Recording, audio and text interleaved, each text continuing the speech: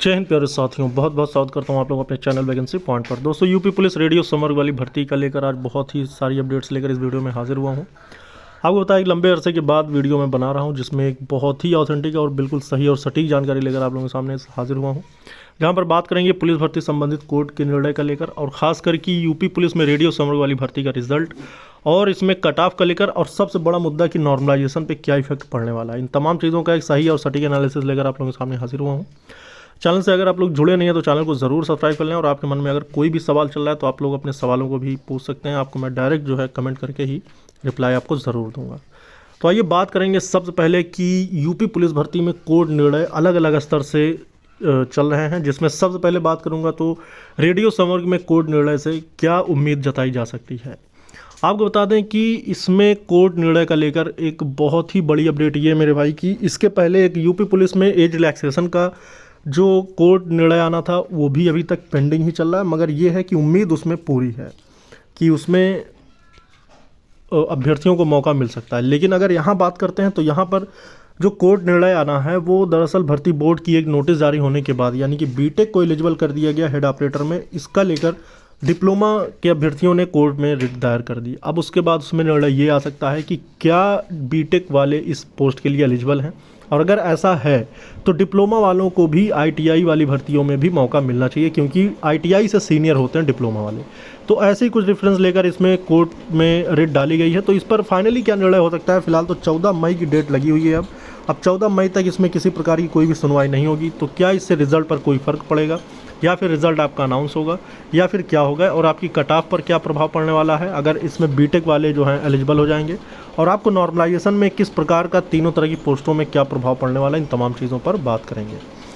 तो यहाँ पर आपको बता दें दोस्तों कि रिजल्ट जो है आपका कोर्ट निर्णय से किसी प्रकार का इस पर कोई प्रभाव नहीं पड़ने वाला। इसका जो भी निर्णय होगा वो एक अलग स्तर से देखा जाएगा। फिलहाल अगर रिजल्ट की बात करते हैं तो दोस्तों ये बात तो अभी तक जो अनुमानित है, एक्सपेक्टेड है, वो यही है कि चुनाव का इस पर फ़र्क पड़ सकता है, क्योंकि इलेक्शन से इस भर्ती की प्रक्रिया में, यानी कि जैसे फिजिकल वगैरह है, इसको कराने में थोड़ी सी अड़चन ज़रूर आ सकती है। लेकिन भर्ती बोर्ड अगर पूरी तरह से इस पर जो है काम करना चाहे तो वो कर सकता है। किसी प्रकार से भी इस पर चुनाव, यानी कि जो इलेक्शन कमीशन है, चुनाव आयोग है, उस पर भर्तियों पर किसी प्रकार की बाधा डालने पर, आपको पता ही है कि जब नोटिस जारी की गई थी तो आपने देखा ही था किसी प्रकार की भर्ती को भी जो है आयोग या बोर्ड अपनी प्रक्रिया आगे बढ़ा सकते हैं। तो अगर भर्ती बोर्ड चाहे तो वो फिजिकल करा सकता है, लेकिन ये भर्ती बोर्ड की सुविधा अनुसार है, अगर वो चाहे तो।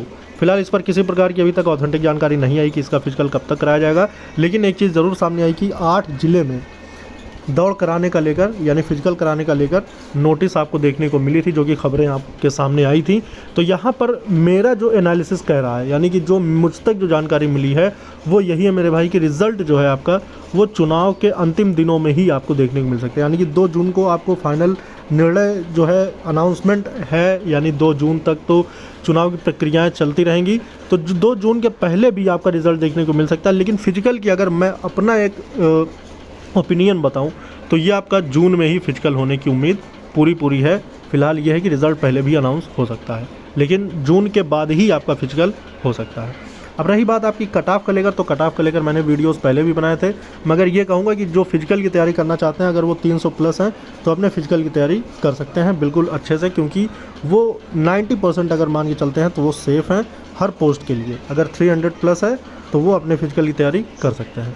अब रही बात नॉर्मलाइजेशन का लेकर, तो दोस्तों आपको बता दें कि पुलिस भर्ती में नॉर्मलाइजेशन बहुत अच्छे लेवल पे होता है, और इसमें भी आपको एक अच्छे लेवल का नॉर्मलाइजेशन देखने को मिलेगा, क्योंकि इसकी भी शिफ्ट कई बहुत ही, यानी कि 29 जनवरी से लेकर ये 8 फरवरी तक एग्ज़ाम इसके कंडक्ट कराए गए थे। तो इतनी लंबी जो एग्ज़ाम की जो ड्यूरेशन था, तो इसमें आपको देखने को मिलेगा कि इसमें भी आपको बड़ा नॉर्मलाइजेशन देखने को मिलेगा।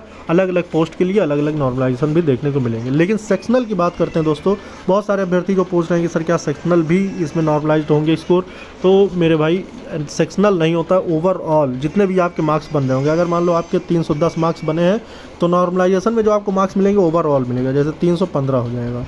ठीक है, ये नहीं कि अगर आपके मैथ्स में जो है 40 मार्क्स बने थे तो आपको 42 कर दिया गया, ऐसा नहीं, सेक्शनल नहीं होता। ओवरऑल जो आपके क्योंकि एवरेज जो देखा जाएगा वो ओवरऑल एवरेज देखा जाएगा। अगर आपके किसी शिफ्ट में अगर 280 मार्क्स बने हैं, किसी शिफ्ट में 290 बने हैं, तो इसको बीच में लाया जाएगा। इसमें 5 नंबर बढ़ाए जाएंगे और इसमें 5 नंबर घटाए जाएंगे। तो ऐसे नॉर्मलाइजेशन होता है मेरे भाई, एक एवरेज मार्क्स निकाला जाता है।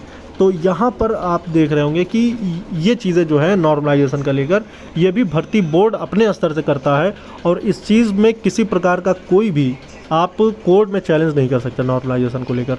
तो यहाँ भी आप अपनी, जो मेरा एक अनुमान यही है कि आपके अगर 300 प्लस मार्क्स हैं तो आप फिजिकल कर सकते हैं, क्योंकि नॉर्मलाइजेशन में कुछ मार्क्स घटेंगे तो कुछ बढ़ेंगे भी। तो बहुत सारे अभ्यर्थियों में उम्मीद यही है कि बढ़ने के ज़्यादा चांसेस होते हैं, घटने के बहुत कम चांस होते हैं, क्योंकि वो एवरेज ऐसे ही बनाते हैं कि जिसमें किसी भी प्रकार की जो है अभ्यर्थियों को असुविधा ना हो। फिलहाल ये कहना चाहूँगा कि इस संबंध में किसी प्रकार से भी सारी चीज़ें जो जितने भी अपडेट्स निकल के आई मेरे भाई, वो यही है कि कोर्ट एक तरह से अगर देखा जाए तो अपने निर्णय कई भर्तियों में सुना भी चुका है और अभ्यर्थियों के पक्ष में निर्णय आए भी हैं। तो यहाँ भी अभ्यर्थियों के पक्ष में ही निर्णय देखने की ज़्यादा उम्मीद है। बाकी अगर कोर्ट का जो भी निर्णय होगा वो मैं आप तक पहुँचा दूँगा। फिलहाल जो इस भर्ती की अपडेट्स रहेगी वो आप तक पहुँचाई जाती रहेगी। आप लोग चैनल को ज़रूर सब्सक्राइब कर लें। आज की वीडियो में बस इतना ही। जय हिंद, जय भारत।